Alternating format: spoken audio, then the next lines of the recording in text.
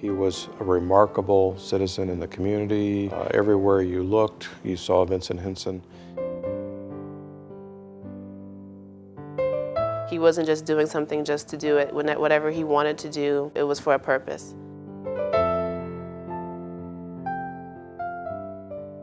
He was my little big brother. He was younger than me, but he always looked out for me. You name it, he did it. Rebecca Hynson, Franklin Hynson, we're Vincent's parents. He was good at anything you showed him how to do. He could cook, he could sew, ride horses, and of course you see him up there skydiving. And he walked the Bay Bridge. Anytime anything was going on, Vincent was in it if he could get in it. And he was a great gardener. He could do real good. I'd do anything in the world for you. Oh, I miss him so. But I'm so thankful that we knew he loved us and he knew that we loved him. And he died knowing that.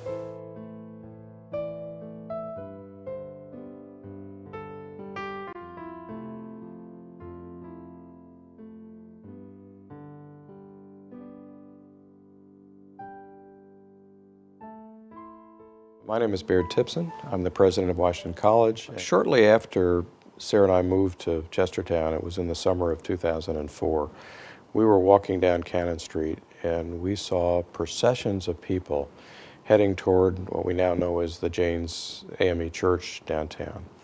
And we didn't know what it was, but we could tell it was something important. We later found that it was for the funeral of a man named Vincent Hynson, whom I unfortunately never knew.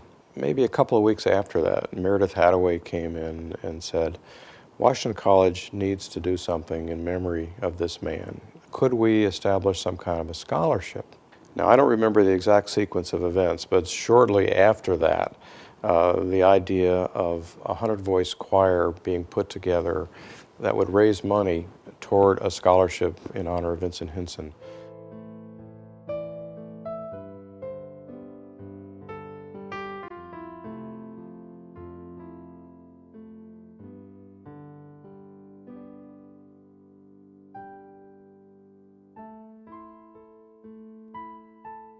Washington College was not on my list of schools that I wanted to attend because I lived so close. I lived 10 minutes away in Wharton. My guidance counselor at Kent County High School, she brought the scholarship to my attention and she was like, I think this will be perfect for you. I think you should apply. And I was just like, no, that's okay. She ended up calling my mother at her job.